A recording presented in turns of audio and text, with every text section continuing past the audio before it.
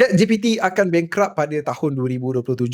OpenAI expect diorang akan kehilangan sebanyak 14 bilion. So 2027 duit akan habis kalau OpenAI tak dapat funding. Memang pulangan profit daripada ChatGPT tak mampu buat OpenAI maintain diorang punya business. So backup plan diorang sekarang ni adalah untuk letakkan iklan dekat ChatGPT. Tak tahulah macam mana diorang akan buat iklan tu. Masa kita type, lepas tu enter nak tunggu result iklan keluar ke ataupun iklan kat tepi ke.